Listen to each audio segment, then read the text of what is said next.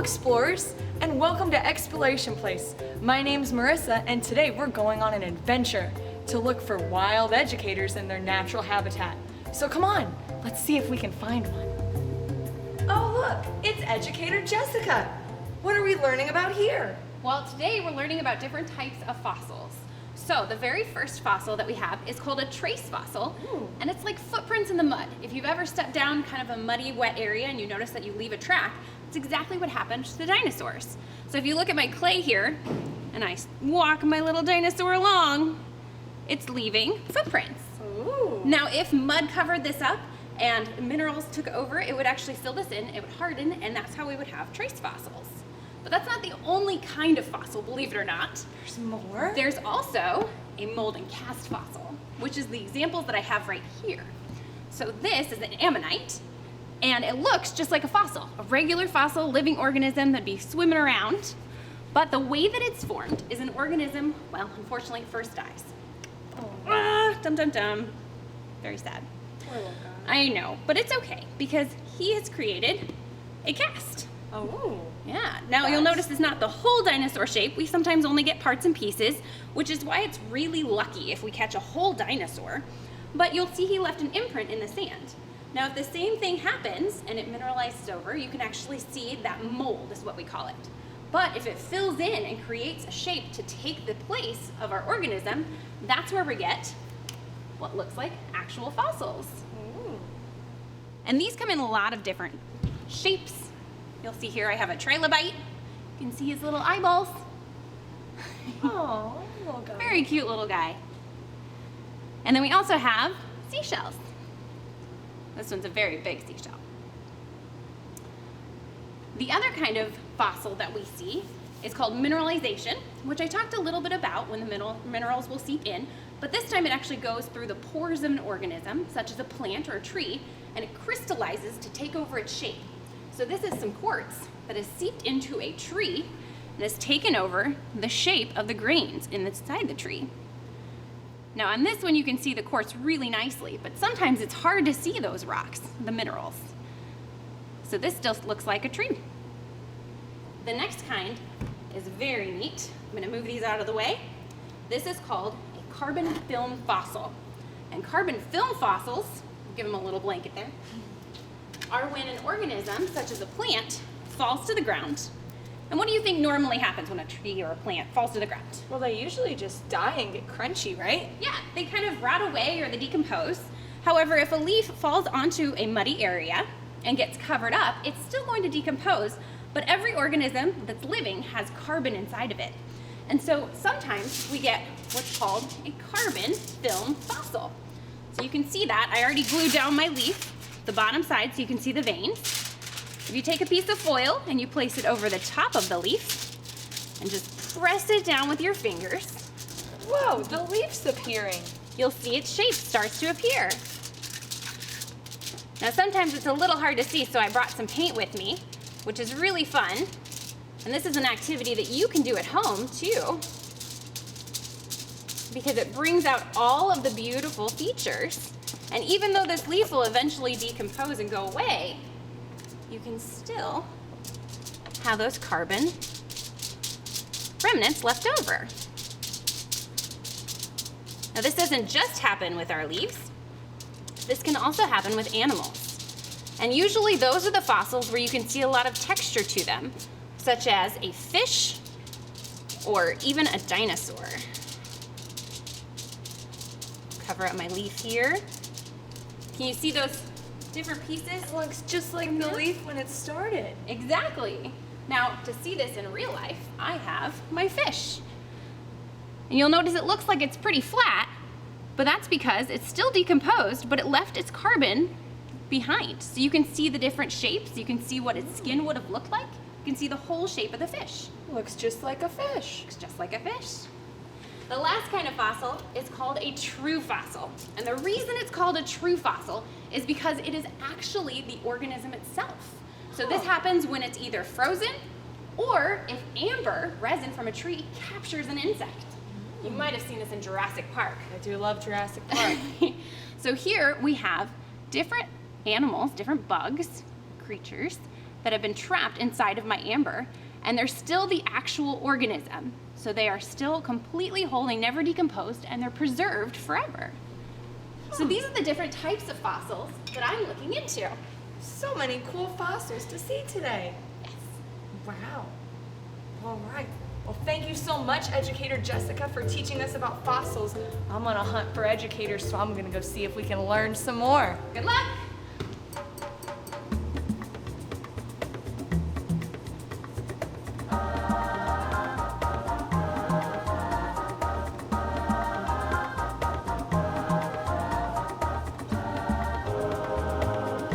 Oh, look! I found another one. Let's see what Denzel can tell us about bones. Hello, Marissa. How are you? Fabulous. How are you? I'm doing fine myself. Indeed, yes, we have bones. Especially at our cool slate table, we have a variety of different bones. And the things that I like about bones is actually some of the differences and some of the things that you can see inside of the bones. Take this one. This one is probably one of my favorites because if you take a look deep inside, you can actually see all of the things that help to make up our bone. Now, our bones are kind of, I guess you would say, sort of hollow. And it's because they actually hold a lot of things inside of them. But there is a difference between, say, a mammal bone, which we are mammals, and a bird bone, for example. Would you like to take a look? Of course. Sweet. I have a couple of examples. While I pull them out, why don't you take a look at the frog and, of course, the snake.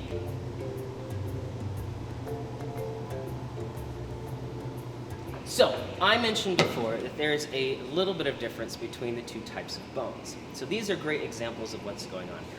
This is kind of a version of a mammal bone. So our bone is going to be the outside, it'll be this kind of hard section right here.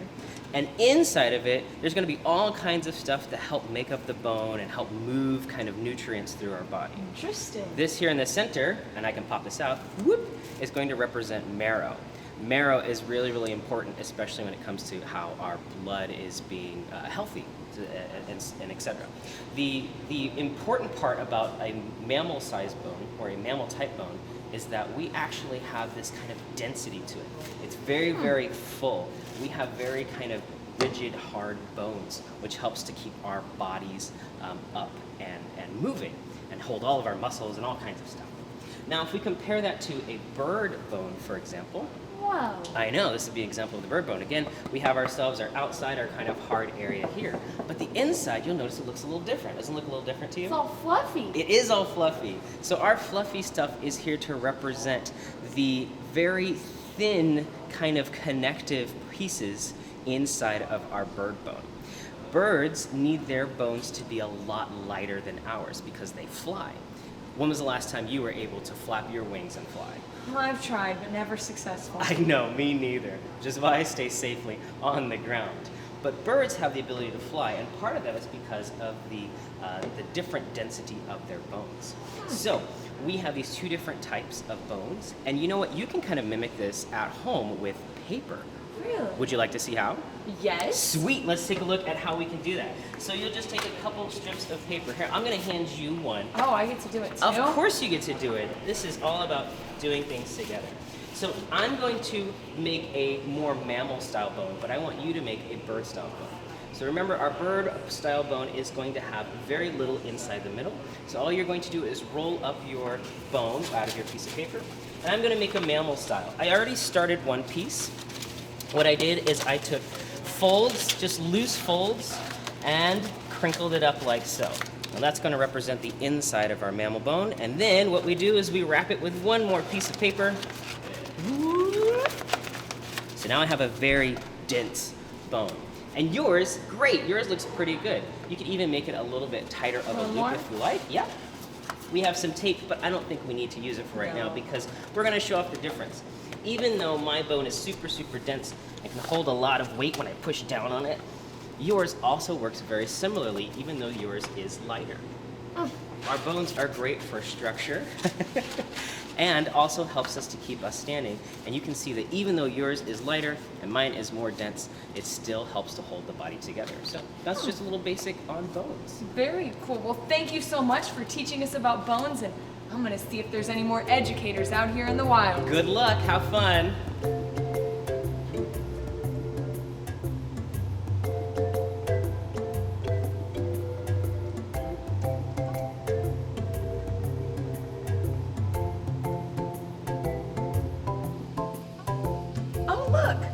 Educator Victoria. Hey, Miss Marissa. What do you have here? I have some evidence of animals. Oh. Ooh, so we can find lots of different evidence around when we're looking if we look really closely. And that's what your binoculars are good for.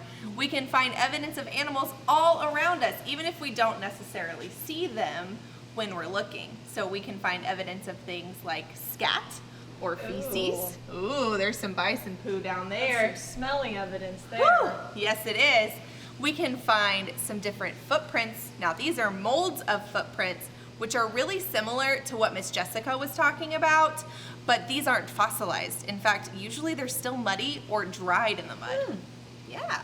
We can also find feathers. Birds shed their feathers pretty regularly, so we find little feathers all around all the time. And we'll find some furs. It's pretty unlikely that you'll find a big pelt like this or even a whole tail. But you would find little tufts of furs, maybe hanging from a branch, if they got snagged on a branch. Or just maybe if they got in a fight, you might find a tuft hanging around like you do sometimes with your cats at home. Sometimes even though we'll find leftovers from an animal's meal. Oh. Yeah. Have you ever seen an owl pellet before? I don't think so. So this is an owl pellet. So owls will ingest their entire meal, so small rodents, maybe even a bunny, depending on the species of rabbit. But instead of it all going out the back end, all the bones and the undigestibles will just get puked right back up in a little ball, right? It's gross. But there's lots of evidence as to what those owls eat in that owl pellet. So we get to see some of that grossness hanging out occasionally. So this is all what the owl ate? Yeah. Oh my That's goodness. what's left over, what they weren't able Well, to that would digest. hurt his tummy if he swallowed all those bones. You know, they swallow them and then their stomach does all the things. And then it pukes it right back up. Huh. Yeah, they just eat their whole meal whole. Crazy. It is crazy. We can come through with lots of different types of feathers. Depending on the animal, depends on what the feather looks like.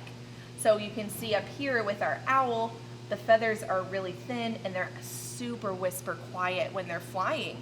But we see different types of feathers on our hawk, especially on the belly. Can you see the difference in color?